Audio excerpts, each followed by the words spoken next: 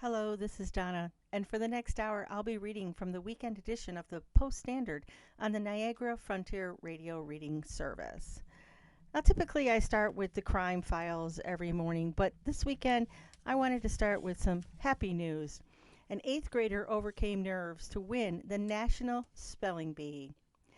Shrey Parikh, an eighth grader, felt his body shake from nerves and doubts every time he walked to the microphone at the Scripps National Spelling Bee, the final test of a 6-year competitive spelling career marked by triumph and heartbreak that he knew he could end at any moment. Story by Ben Nichols. Then he listened to producer Jock Bailey, and his dour body language vanished as he nodded vigorously, his tell that yes, he knew the words he was asked to spell. All of them. Once I get the word, Shrey said, I'm not really nervous anymore because then it's all in my control. Shrey arrived as a favorite and walked away as the National Spelling Bee champion Thursday night, outlasting a deep and experienced group of finalists and beating Ishan Gupta in a lightning round tiebreaker that looked like it was over as soon as Shrey raced through his first word. His final tally? 32 words spelled correctly in 90 seconds, a record for the shootout style finish that was first used in 2022. So starting the day with some good news. This weekend marks a second blue moon in this year. A blue moon is the one that arrives twice in one calendar month. Get set for a rare blue moon micromoon this weekend, a blue moon that's also the most distant and smallest looking full moon of this year. A bonus, a brilliant star Antares will photobomb Sunday's spectacle for a celestial 3-for-1. A blue moon occurs every 2 to 3 years when a second full moon squeezes into a single month. May 1st saw this month's first full moon.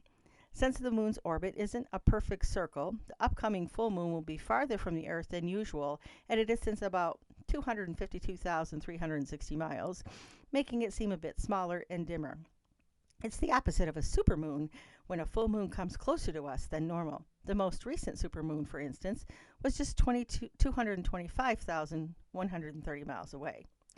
The Virtual Telescope Project Glunud Masi, which will provide a live webcast from Italy, said Sunday's micromoon will appear about 6% smaller and 10% dimmer than the average full moon, differences that are subtle enough to likely go unnoticed by most observers.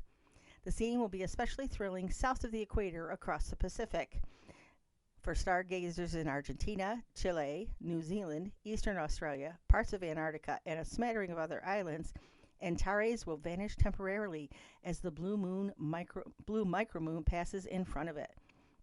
The red supergiant star, 550 light years away, is also known as the Heart of Scorpion in the constellation of Scorpius. A light year is almost 6 trillion miles, in case you were wondering. There won't be any disappearing act for those looking elsewhere in the world, with Antares constantly visible alongside the full moon. And despite the name, the blue moon won't appear turquoise, sapphire, or any other shade. The term simply refers to the uncommon occurrence of 2 full moons in one calendar month. In other news from space, 3 astronauts from China will return to Earth after 210 days in space. 3 Chinese astronauts returned to Earth on Friday after 210 days in space, setting a record for the longest on-orbit stay by a Chinese crew. The craft carrying the astronauts touched down at Dongfeng landing site in North China's Inner Mongolia region earlier in that evening. Their return came as China prepares for its first lunar landing by 2030. The crew had completed various tasks from processing and transmitting experimental data to transferring remaining supplies, the official news agency quoted as saying. They also shared their experience with the 23 crew who had arrived at the space station on Monday. The space agency spokesperson said they were also on earlier missions to the space station and that one of them had completed 7 spacewalks in total. Zhang Lu said he felt extremely emotional when he returned to China. He said at the astronauts' mission, it wouldn't have been possible without the care and support from their families and comrades, as well as the backing of leaders and those involved in the project. Looking at Earth from space, I really felt that humanity is an indivisible community with a shared future, he said. One of the 3 astronauts who arrived at the space station is set to stay for a year.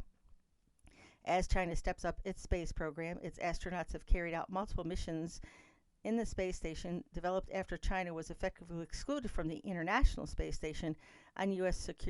concerns over national security. The U.S. is seen as China's top space rival, with the NASA competing to land astronauts on the moon's surface in 2028. A little closer to home, let's take a look at business news from Rick Moriarty. Hidden Level's antennas scan the skies for drones flying where they shouldn't. Hidden Level is taking its drone detection game to a whole new level. The Syracuse company opened a $3 million high-tech chamber that enables it to quickly test how well its antennas detect the radio frequencies used by drones.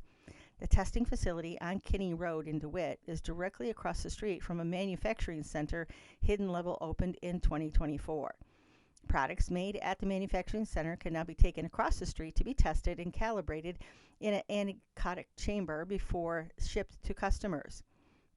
Hidden Level makes antennas that can scan the skies for drones that are flying where they shouldn't be, such as airport flight paths, sports stadiums, sensitive government installations, and military facilities.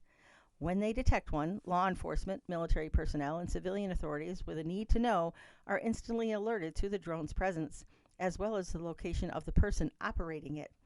With drones playing a huge role in modern warfare, demand for Hidden Level's technology is growing, especially among the U.S. military. Drones are hard to detect with radar because they are small and they fly low. Radar also has a disadvantage because the signal it gives off reveals the radar's location to potential adversaries. Hidden Level's antennas give off no signals. Instead, they listen for the radio signals a drone uses to communicate with its operator. The system is completely passive, so an adversary will find it almost impossible to detect the location of the antennas. The anechoic chamber at the company's new testing site is a 26 by 32 foot room where engineers test the newly built antennas.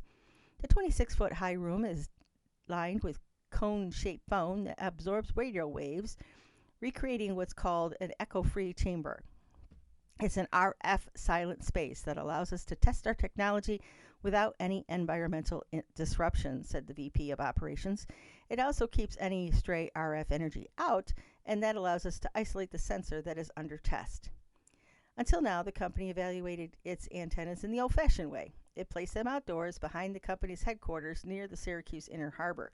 Then it flew a drone around the vicinity to determine how good a job the antennas did at detecting it.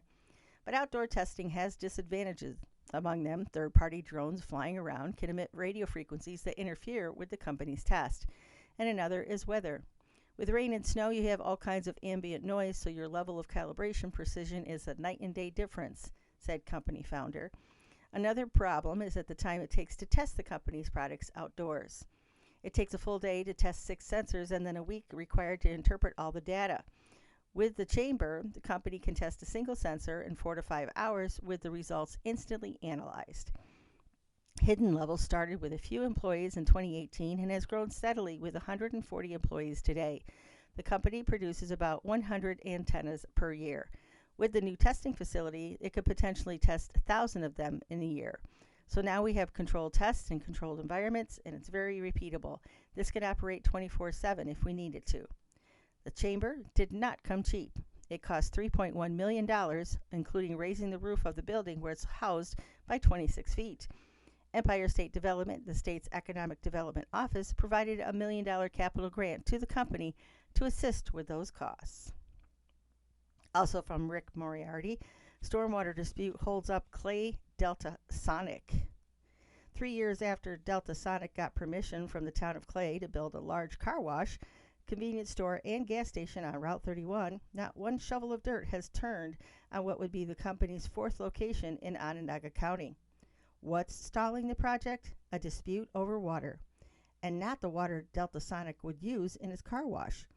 The dispute over stormwater that flows into the company's property at 3805 and 3809 Route 31 from a neighboring shopping plaza. Buffalo-based Delta Sonic Car Wash Systems Inc. filed a lawsuit in February of 2025 against Core Development Company, the owner of the shopping plaza. The lawsuit in State Supreme Court in Onondaga County alleges that Core is intentionally sending stormwater from the shopping plaza onto Delta Sonic's property, making the land too wet to build on. Rainwater flowing from Kohl's department store section of the plaza runs into a series of stormwater retention ponds between the Kohl's parking lot and Delta Sonic's property. According to Delta Sonic, when water overflows those retention ponds, it runs right onto its property. The company is seeking a court order requiring KORE to stop sending water onto its property. The lawsuit also seeks damages of at least $5 million from KORE. KORE has denied allegations and is seeking dismissal of the lawsuit.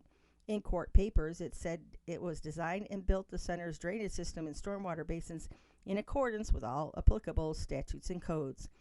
In addition, the company said any damage to Delta Sonic's property is the result of pre-existing conditions.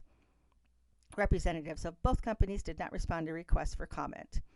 The Delta Sonic planned at the site would be the largest one in the county and one of the largest amongst the company's 33 car washes in New York, Illinois, and Pennsylvania. The state's automatic car wash would include indoor self-servicing, vacuuming, and the option of auto detailing provided by the employees. Unlike most other Delta Sonics, which have exteriors made mostly of brick, this Delta Sonic in clay would feature a greenhouse-type design with large expanses of glass to let in natural light. But with the lawsuit dragging on, the company recently took down a sign on the property announcing that it would be coming soon and replaced it with one as reads, "Future Home of Delta Sonic." In other business news from Charlie Miller, the owner of Harry Sweet's Treats is retiring after 38 years. For generations of families in Eastwood and Syracuse eastern suburbs, summer meant a trip to Harry Sweet Treats for a soft serve, hard ice cream, and a conversation with the owner, Harry Leonardo. After 38 years in business, Leonardo has decided it's time to retire. Harry Sweet Treats at 1400 Burnett Ave has permanently closed after Leonardo, 81, sold the longtime ice cream stand 4 weeks ago. He said health problems earlier this year helped him realize it was finally time to step away. "If I didn't get sick, I'd still be doing it," Leonardo said last week. "The ice cream business is a great business to be in. I could do it forever if I could." Leonardo first got into the business in 1988 at Aunt Josie's on North Salina Street before eventually opening Harry's Sweet Treats. Even after the name changed over the years, many longtime customers still called him AJ for Aunt Josie's. "Everyone knew me," Leonardo said. "They'd come down the street, 'Hey, AJ, how you doing?' I lived with it. Nothing wrong with that." Over nearly 4 decades, Harry's Sweet Treats became a summertime tradition for thousands of families, especially when Dominic's restaurant next door brought in a full house before closing. Leonardo said he'd watch the customers grow up, then return years later with their children and grandchildren. "That was the best part of this business," he said. "Everyone was so happy, and I served them ice cream that made them happy. Those smiles are what I will never forget." After serving his last cone of Wilson Farms ice cream, Leonardo taped a thank you sign on the front door. Like every year, Leonardo closed the shop for about 6 months during the winter before reopening this year. But after another health scare, he said he seriously started considering retirement.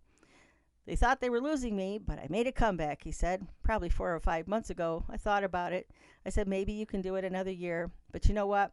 I'm good. It's time to enjoy my life." Leonardo stressed the closure was not tied to business structure. It's because of my sickness. It's because of my sickness. It's not the economy. It's just time, he said. The building has been sold to a new owner, whom Leonardo said may continue operating the space as an ice cream shop. He said he would gladly help the new owner if it was needed. "With the knowledge I got in this business, I've been around a long time and know what's going on," he said. Over the years, Leonardo said the biggest changes in the business came from expanding flavors and changing tastes. At one point, soft serve dominated sales before hard ice cream and dozens of new flavors became popular. You can buy any kind of flavor you can get your hand on. People will come and buy it. But for Leonardo, the shop was always more about the people than the product. "My customers," Leonardo said when asked what he'll miss most, "I got along with everybody." You're listening to a reading of articles and features from the Post-Standard on the Niagara Frontier Radio Reading Service. In other business news from Elizabeth Duran, Charlie Miller, and Kelly Corbett, Holland Farms is planning 2 more stores in Onondaga County. After expanding and opening a store in the village of Manlius, Holland Farms Bakery and Deli is growing again. The Yorkville-based bakery, which has operated in the Utica area for more than 70 years, is opening stores in 2 more spots in Onondaga County. One is in Cicero. The second one hasn't been revealed yet. The bakery is known for its Half Moon cookies, jelly rolls, and other fresh baked goods. It opened a store at 343 Fayette Street in Manlius last August, and that's in addition to its Yorkville bakery. Now, bakery owner Heather Portsiba said she will open a store at 5866 Route 31 in Cicero in the former Metabolic Fitness Gym. Portsiba said she originally selected a spot up the road on 31, but it was too small. Then she got a phone call from the Metabolic Fitness landlord asking if she was interested. She said it's a great location with a lot of traffic. Portsiba said that the Cicero bakery should be open the next 2 to 3 months, and a third store will soon be announced, she said. Holland Farms offers more than 10 varieties of Half Moon cookies, including red velvet, pumpkin chocolate chip, and carrot. And their menu also includes jelly rolls, donuts, pies, cakes, and other baked goods. It serves coffee and specially hot and iced coffee drinks and deli specials and soups. Trader Joe's confirms it will open a store in Camillus. It's official. Trader Joe is opening a second store in Onondaga County, according to their website. The new store will be at 3515 West Genesee Street in the Fairmount Fair Plaza in Camillus, according to the announcement. Ashley Furniture officials said in early May they were closing May 16th for the summer in order to downsize and make way for Trader Joe's to move into a portion of their store. The new grocery store is one of more than a dozen new stores announced for this year by Trader Joe's. We've consulted our maps and compass and found a terrific location for a store in Syracuse, the announcement said. We're proud to be joining the neighborhood and to continue our commitment to providing nourishment to the surrounding communities through our Neighborhood Shares program. No opening date for the store has been announced. This will be the second Trader Joe's in Onondaga County. The DeWitt store is off Erie Boulevard East by Barnes & Noble, and it opened in 2014. Trader Joe's started in 1967 and has grown to nearly 650 stores across the U.S. One of Syracuse's longtime barbecue spots has closed. Limp Lizard Roadside Cantina has permanently closed its North Main Street restaurant in May on the 21st, citing ongoing staffing shortages. We've worked hard for such a long time, but we just can't do it anymore, owner Chuck Orlando said. This was not an easy choice because we love this community. Orlando said the restaurant had exhausted every effort to keep operating while maintaining the level of service that customers expected. The restaurant industry has faced many challenges, and unfortunately, consistent staffing shortages have made it impossible for us to operate sustainably and provide the quality experience we pride ourselves in, he and his wife Robin wrote in a Facebook post. The Roadside Cantina opened 13 years ago. It was one of 3 Limp Lizards in Onondaga County. The Liverpool restaurant closed earlier this year. Orlando thanked customers, employees, and supporters for years of business and memories. Thank you for allowing us to be part of your celebrations, family dinners, date nights, and everyday moments, the social media post said. We will truly miss serving this community. Limp Lizard will honor all existing catering bookings. Customers with questions about catering can call 315-472-7831. Gift cards will continue to be accepted at the original Limp Lizard Bar and Grill at 4628 Onondaga Boulevard, which remains open 7 days a week. Limp Lizard has been part of Syracuse's dining scene since 2004, known for barbecue, live music, and casual row house atmosphere. I've been in this business for 38 years, Orlando said. This is tough and it breaks my heart, but we'll keep going. Pizza Hut in Route 11 in Cicero has closed its doors. The chain restaurant, 7801 Brewerton Road, is one of the last Pizza Huts in the area. The closing was announced on social media. Today is the end of our Cicero Pizza Hut chapter, but tomorrow we'll start each of our new chapters, and as we navigate the next chapter of life, we'll always stick together and we'll remember this amazing adventure, the Post read in part. No reason for the closure was given, but Pizza Hut had announced plans to close about 250 restaurants this year. We've made the difficult decision, together with certain franchises, to close a limited number of locations in the U.S., the chain said on its website.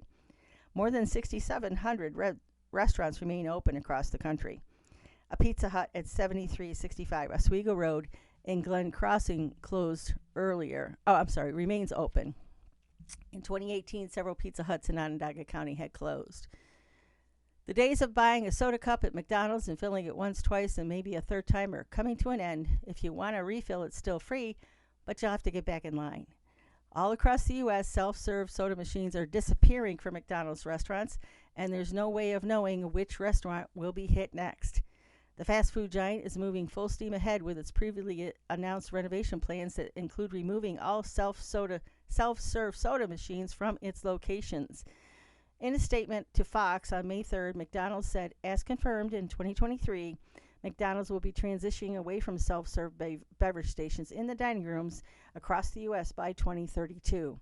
The change is being rolled out over 10 years and is intended to create a consistent experience for customers and crew across all ordering points, whether it's McDelivery,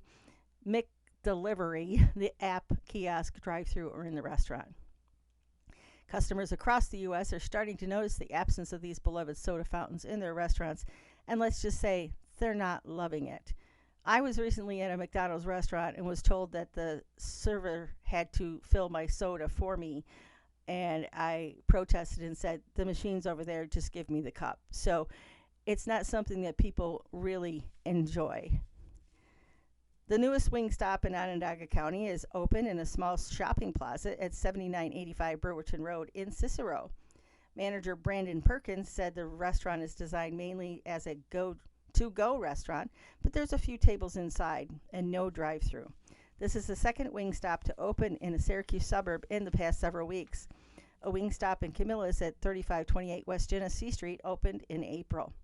The Dallas-based chain specializes in cook-to-order classic and boneless wings, tenders, and chicken sandwiches in 12 flavors. It also serves seasoned fries with homemade ranch and blue cheese dips. The rapidly expanding chain was founded in 1994 and has more than 2,600 stores worldwide, and it added nearly 350 new locations in 2024. In sports news, Section 3 lacrosse titles are online this weekend. You can check Syracuse.com for the schedule for the games. There's too many to list for this broadcast. And in girls lacrosse, West Hill Marcellus are set to clash in the Class D championship by Kevin Smith. The West Hill and Marcellus girls lacrosse squads have set their sights on next week's Section 3 Class D championship game. On Thursday, top-seeded Wolfpack and the third-seeded Mustangs got the job done in the semifinal round, with both winning 17-7 after knocking off fifth-seeded Cazenovia and second-seeded Skinny Atlas, respectively. West Hill and Marcellus will face off for the third time this season in the Class D final at 7 o'clock Tuesday at SUNY Cortland. The Wolfpack will make their third straight appearance in a sectional championship game. West Hill lost to South Jefferson twice in the previous title mashups. When I came to West Hill, my hope was turned to West Hill into a program that was going to do this a little more consistently, Wolfpack coach Bob Elmer said.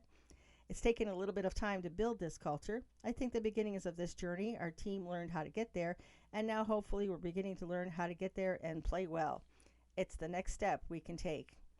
The Mustangs have been knocking on the title game door for quite some time, but the team fell short in the semifinals 3 of the last 4 seasons. This is a dream come true, said first-year Mustang coach Brianna Ruggio.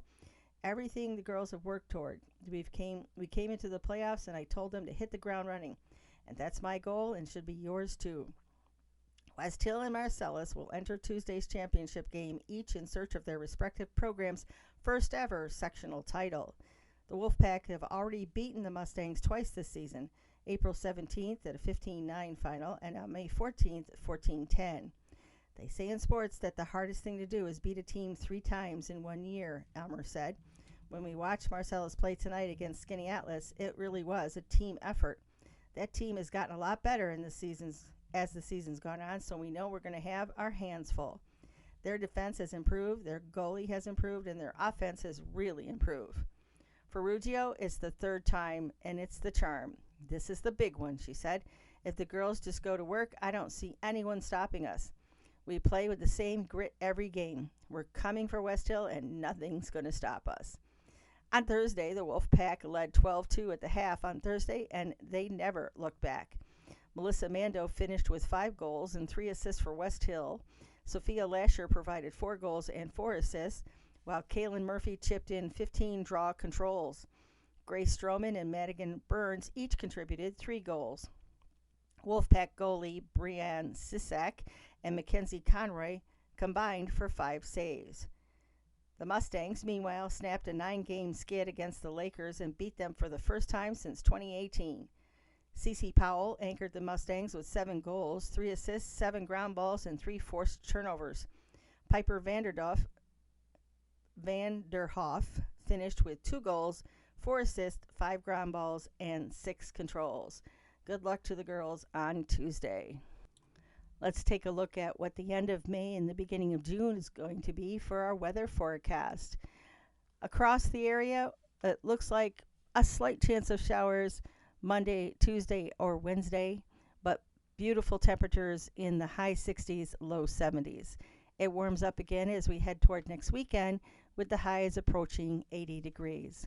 From around the region, temperatures have been in the 70s consistently, and then temperatures will drop again into maybe the low 60s over the week, beginning of the week, and higher 70s as we again approach next weekend. Across the United States, in Anchorage, they're hanging in the 50s. Down in Dallas, they're approaching the triple digits again, hanging in the 90s. In New Orleans, they're hanging in the 80s, and the coldest spots across the country would be in the northwest in Seattle, where they're only in the 50s, other than Anchorage, obviously. Across the world, Acapulco checks in the 80s, London in the 70s, Paris in the 90s, and Tokyo in the 80s.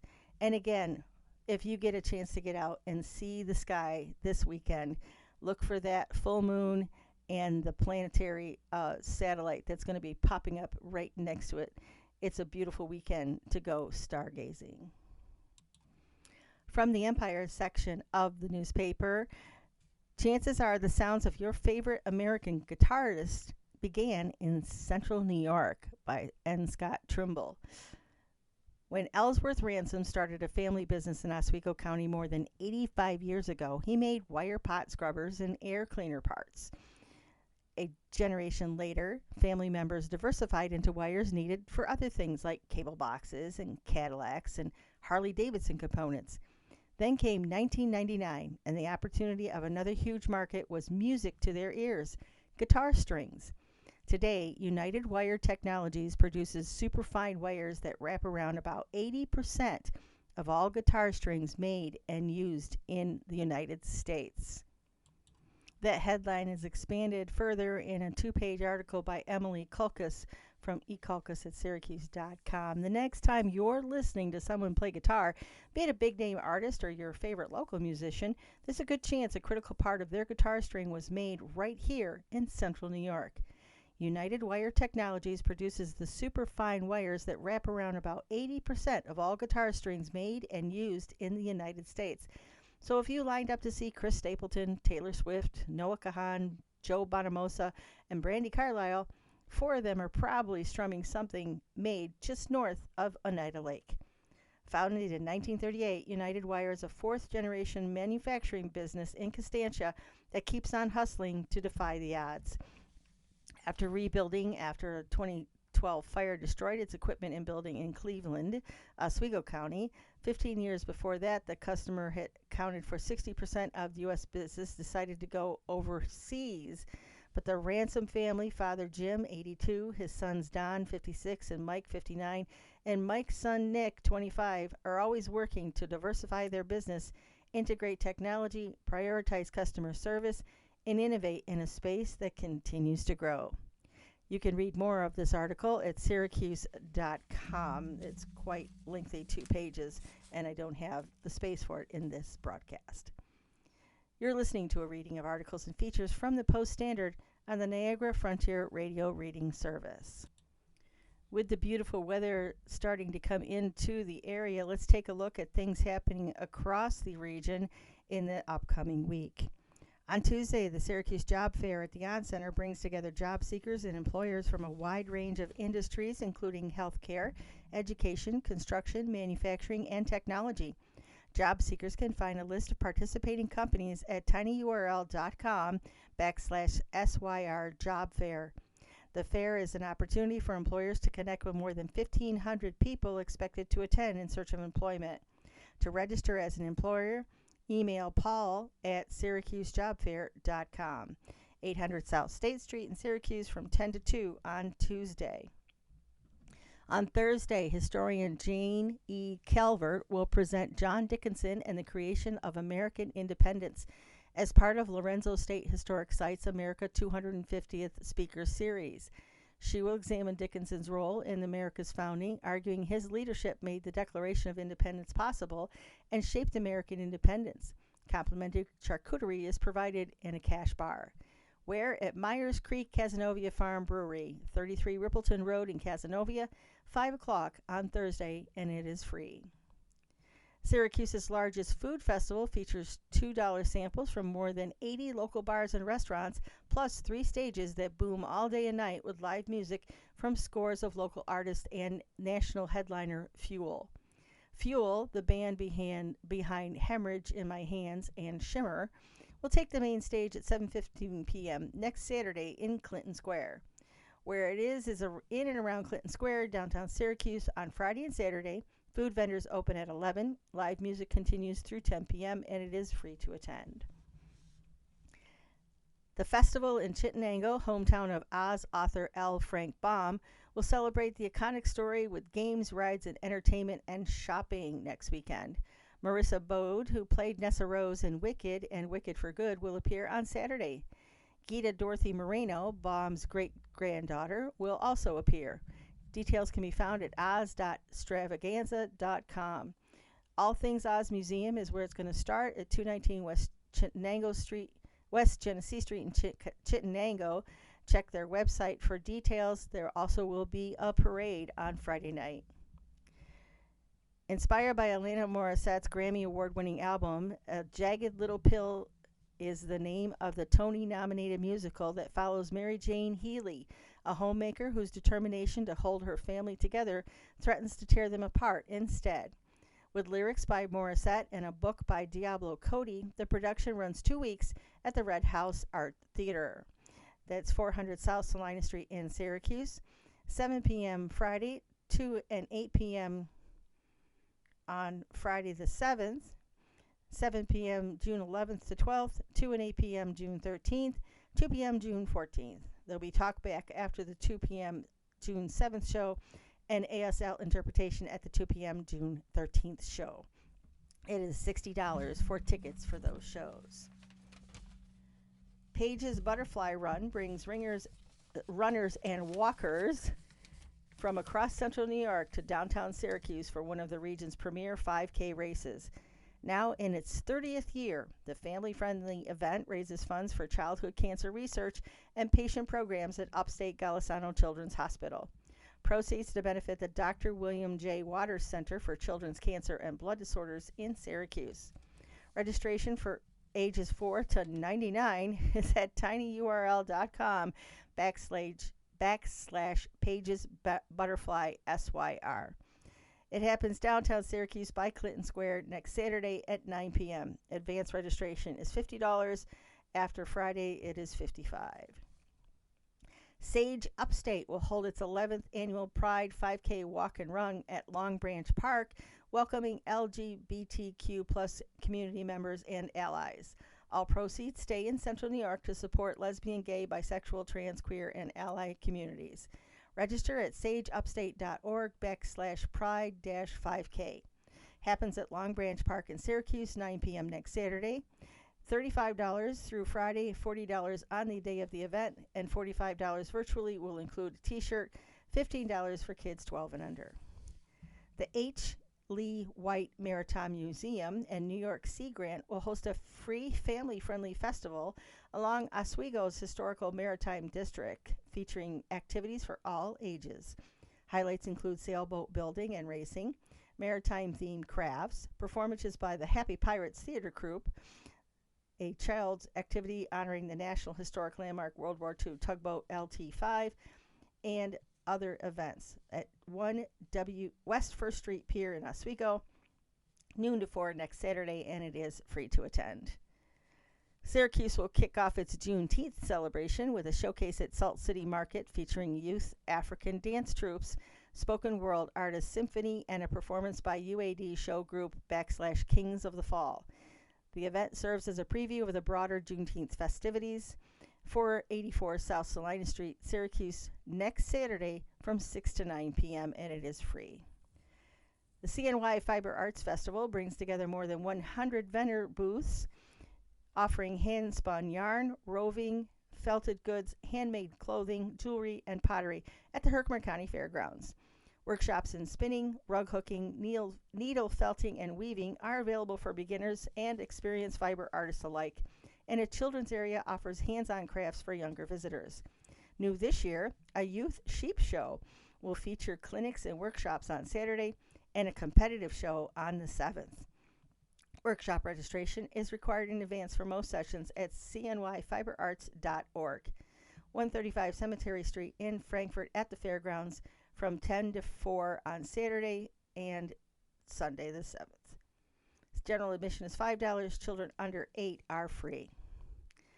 The Song and Dance will hold a Dreamland dance party next weekend. Performers will include DJ Truemaster and tarot reader disco indie pop artist Sid Silver and M. Silver of Planetarium.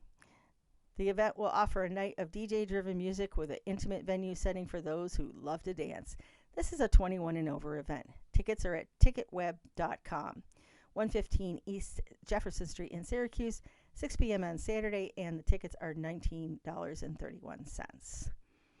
On June 7th, Manlius Taco Bell Cantina and drag host Aria V are teaming up for a drag brunch featuring performers Twigs Von Du, Realistic, and Miss Gay Empire State 2026 Natalie Taylor.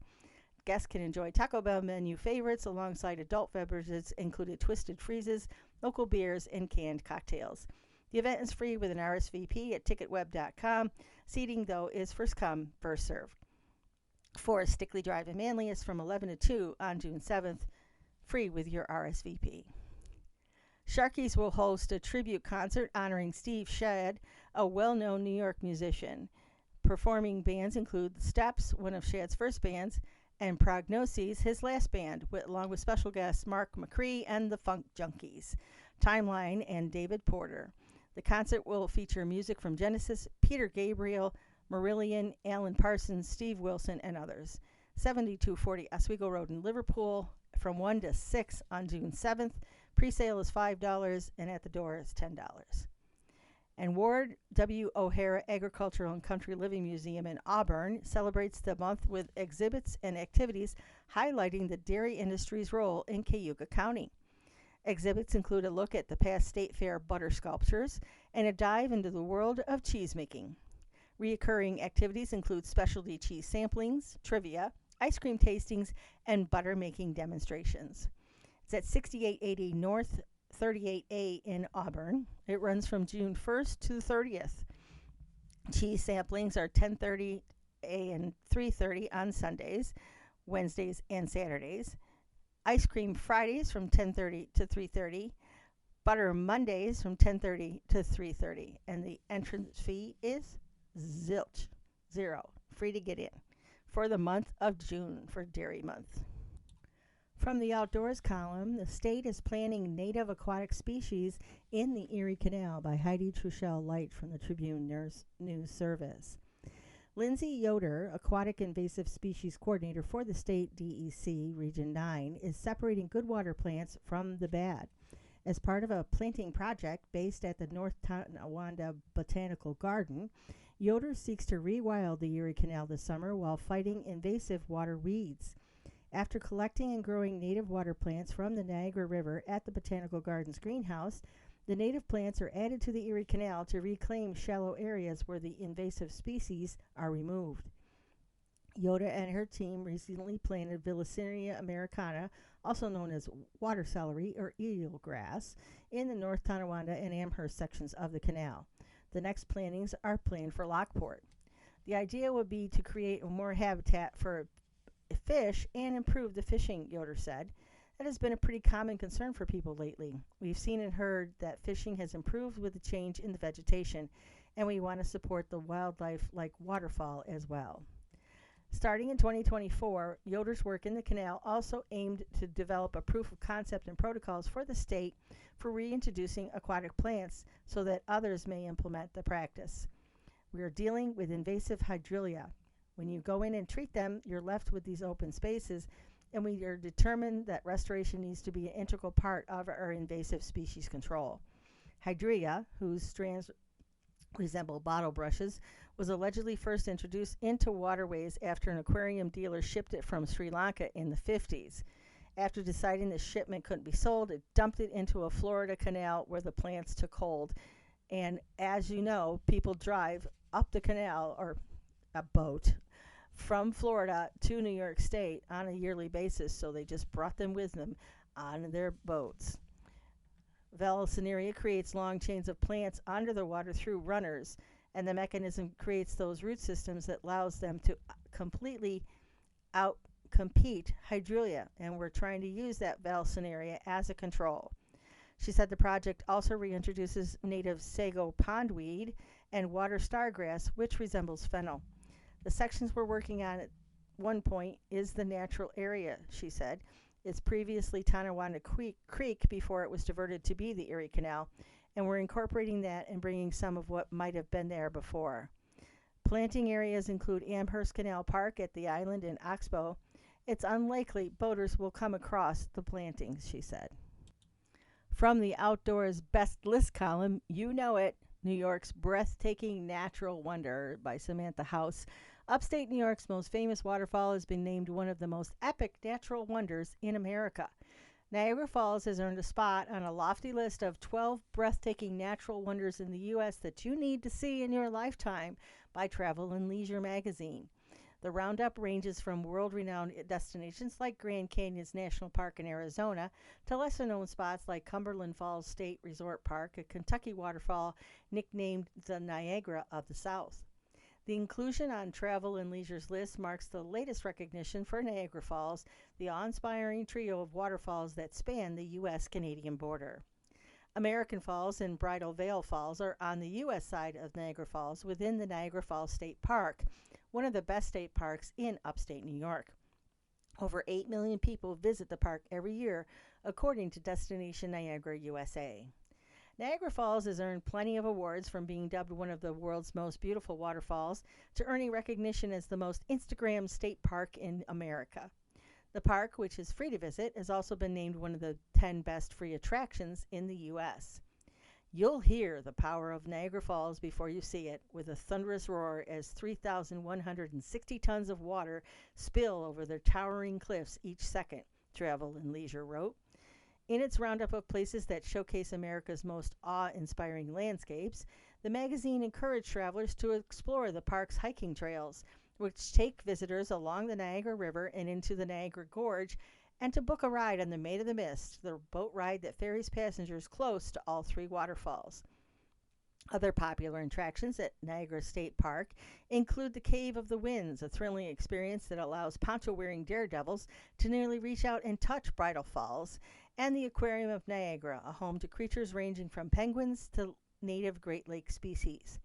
Visitors who work up an appetite after hiking and admiring Niagara Falls are also invited to dine at Top of the Falls Restaurant, a Goat Island eatery that has been voted amongst the top 10 waterfall restaurants in the United States.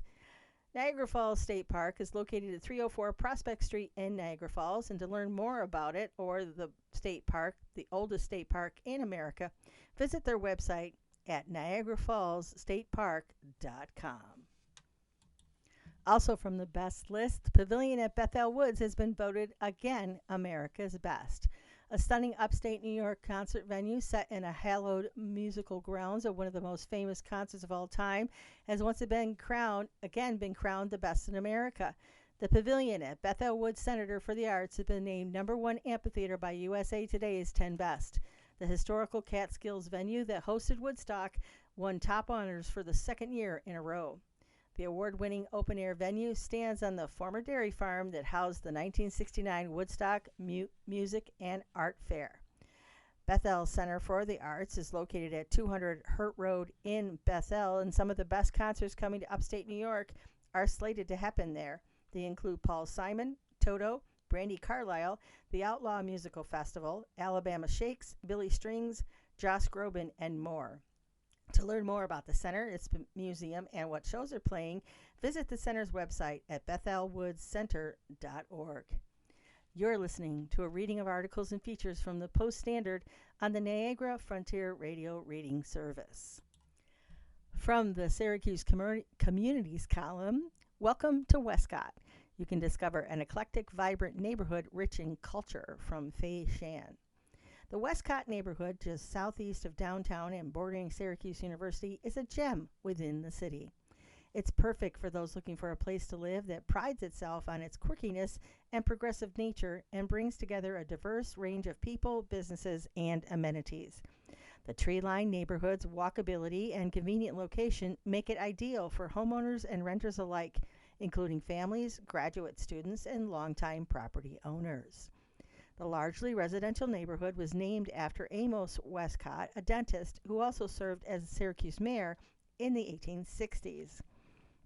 While there was some urban flight during the 70s, those who chose to stay cultivated the neighborhood to a counterculture hub of the city, nicknaming it Westcott Nation, a nod to Woodstock Nation as coined by activist Abby Hoffman. They forged a very active and intimate community spirit here with a lot of organizations devoted to social, political, and community good, but also a lot of art and music, poetry, and coffee shops, said Westcott neighborhood resident Sam Gruber, and that spirit continues today. Westcott's communal and artistic sensibility, woven through the small but mighty business district and the events that take place here, attract people from all over the area. Murals, art installations, and creative elements fabricated by architectural design firm Echo are dotted throughout, especially on Westcott Street itself. Each June, the Westcott Art Trail showcases the neighborhood and celebrates local artists and crafters. You can take a self-guided tour to see the artists demonstrating and selling their work, live performances, and enjoy food vendors, all as a fundraiser for the Westcott Community Center. The center on Euclid Avenue ties the neighborhood together, providing social services for residents and hosting the East Side Neighborhood Farmers Market from June to October. History buffs might enjoy the Gustav Stickley House, a three-story home of the renowned furniture maker and father of the American arts and crafts movement.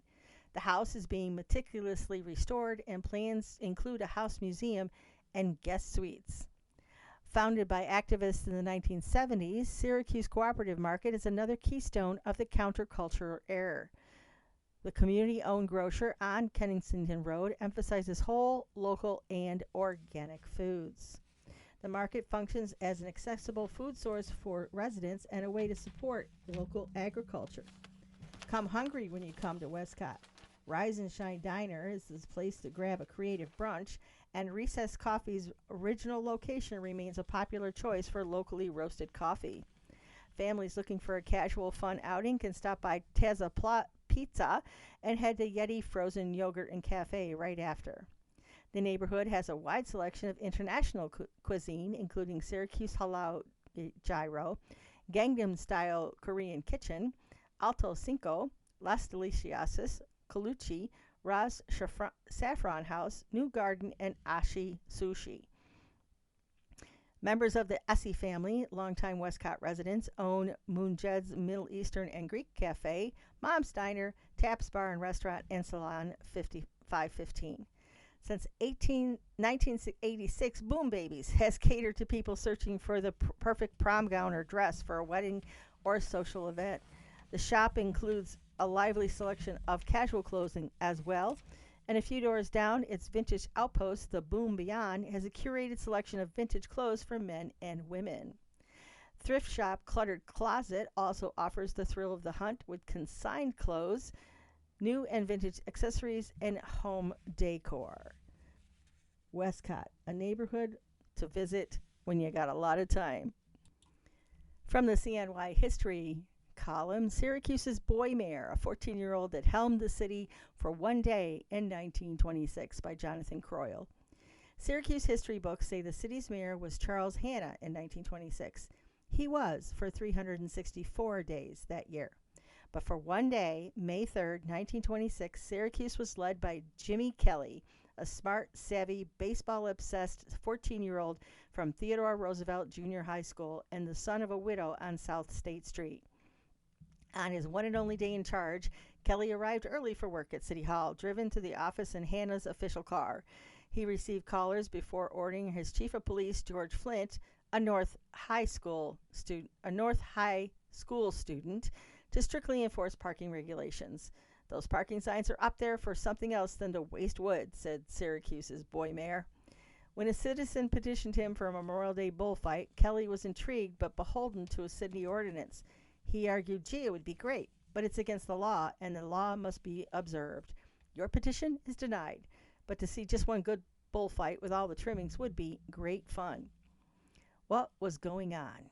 It was Boys Week, a national phenomenon conceived as an antidote against the fear of the rise of socialism following World War I. Organizers hoped it would lead to a new generation of good American citizens. In 1920, New York Governor Al Smith called it an insurance policy against Bolshevism and radicalism. It came to Syracuse in 1926, and the city's boys took it seriously. The event invited young men to participate in a grand American political experiment. Boys ran for office. They were nominated conventions, speeches, and election day, and on May 3rd, government positions were handed over them for one day. Besides mayor, boys served for one day on the Common Council, as judges, and even as a coroner and health commissioner. No one, though, wanted to be the dog catcher. The boys were boss for the day, and the grown-up officials stood back, and the youngest learned the ropes of the ship of the state, the Syracuse Herald reported. The course of affairs went along smoothly and unruffled. Let's take a look at what's being popular in the What to Watch column. The latest comedy series from Mindy Kaling looks at 5 work-obsessed 20-somethings living in New York.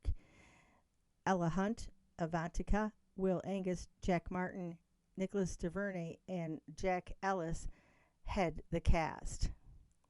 The news release notes that Lundgren, history's greatest machines with Dolph Lundgren. Lundgren is hosting the show because his background in chemical engineering. It runs Monday at 10 o'clock on the History Channel. In streaming services, Cape Fear, inspired by the 1957 novel The Executioners, as well as the 2 prior film adaptations in 1962 and 1991, will be streaming on Apple with 10 episodes, and it finds a happily married couple, Amy Adams and Patrick Wilson, being stalked by a man from their past, a killer who has just been released from prison, played by Javier Bardem. Martin Scorsese and Steven Spielberg, who directed and produced the 91 film, both serve as producers here. C.C.H. Pounder, Patrick Fischler, Jamie Hector, and Ron Perlman will also appear, while directors included Morton Tundlem, Trey Edward Schultz, S.J. Clarkson, and John S. Baird, and will begin streaming on Friday on Apple TV. On home video and on demand, Sentimental Value, a Norwegian comic drama for writer-director Joachim Trier, concerns a veteran film director who abandons his family. Renate Reesev and Elle Fanning will co-star. Nirvana the Band, the show, the movie, is an adaptation of the Canadian television series from comics Matt Johnson and Jay McCarroll about 2 musicians desperate to land their first gig. Dreams, an American philanthropist and Mexican ballet dancer, engage in a torrid affair across borders, starring Jessica Chastain and Isaac Hernandez. Over Your Dead Body, it's a remake of the 2021 Norwegian film The Trip, about a couple on the rocks, Samantha Weaving and Jason Segel, who go on an isolated vacation cabin, each with a plan to kill the other. That is, until circumstances force them back together against a bigger problem. Lonely Island member Jorma Taccone directs. And Fuse is an unexploded bomb for World War II found at a construction site in present-day London, which provides cover for a daring criminal operation and a crime thriller starring Aaron Taylor Johnson, Theo James, Gunga Mappa-Raw, and Sam Worthington. So some stuff to look at as you look through the summer viewing. And lastly, let's take a look at what's popular in books on this weekend edition. A couple found mental health advocacy programs that use nationwide a mission to demonstrate that past trauma does not have to define a future. Chip St. Clair relived the darkest moment of his past, an alcoholic mother and a brutal father whom Chip later discovered was amongst America's most wanted for murdering a child and later escaping from an Indiana prison and living on the lam for decades. St. Clair's discovery came at age 22 when his dad dislocated his shoulder and was jailed for domestic violence. My mom was probably on her 14th cup of beer, lasagna was burned, and my dad was in a foul mood, Chip said of that night. We had a mild disagreement about some news story. He called an aunt to say he was pressing charges against his father, and that's what he learned his father's real name, and the fact that his mother had helped him escape prison. He also learned his dad has never done 3 tours in Vietnam, from which Chip had attributed his violence to PTSD. His dad had never been a soldier at all, just a murderer on the run, which explained constant middle-of-the-night moves. My family played along with that story the whole time, he said.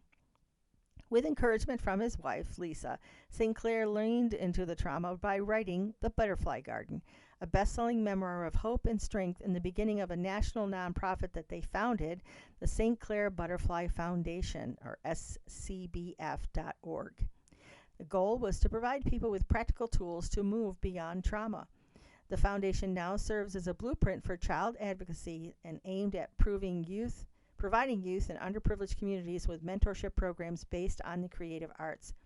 Their mission is to dispel the notion that children or anyone with traumatic backgrounds are destined to continue the cycle of suffering.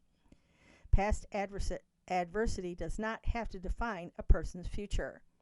That foundation, now a program called Beyond Trauma Informed, serves schools, law enforcement, workforce environments, hospitals, and communities across the nation in a system-wide approach to help these organizations that are under pressure from the rise in mental health issues. It complements mental health services currently available, but also goes deeper with a neuroscience approach, including social emotional learning and expressive arts, and it has proven highly successful. In one example involving 540 students in a K-12 school district, grades and graduation rates improved, and educators saw a 90% reduction in violent incidences and an 80% drop in disciplinary actions. For me, my home was a safe place, said Lisa, who has known Chip since high school. I told him everyone needs a safe place, and maybe he could find a safe place in writing. The national program teaches that dozens of organizations can adopt this into their regular practices. It's critical anyone in crisis feels seen, heard, and validated. The freeze, fight, or flight reaction dissipates, and they're more likely to hear you in return. So something to look for on your local bookshelves or on where you get any book sources. Add some other books to your must-read list over the summer. The Calamity Club by Catherine Stockett. Stockett has made her readers wait 19 years for her follow-up to the blockbuster The Help, but what she lacks in speed, she made up for in heft. The Calamity Club is 656 pages long. Like The Help, it's set in Mississippi in the 20th century, and like The Help, it's about female strangers who bond despite their differences.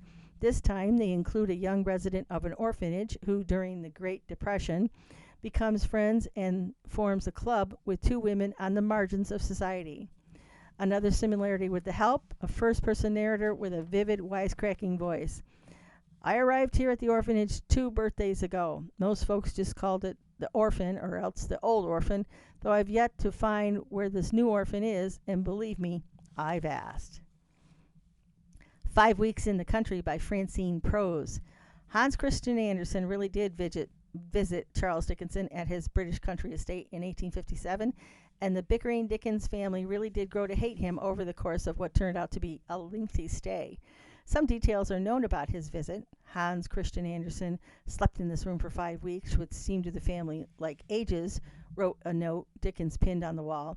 But Prose, whose novels include Blue Angel and Lovers of the Chameleon Club, Paris, 1932, imagines what else happened between Andersen and the Dickens clan. Pro tip for host, Don't invite in guests when your marriage is falling apart. You've been listening to a reading of articles and features from the weekend edition of the Post Standard. Your reader has been Donna, and also we welcome any kind of feedback, what you would like to hear, what you would like us to improve on. And thank you for listening.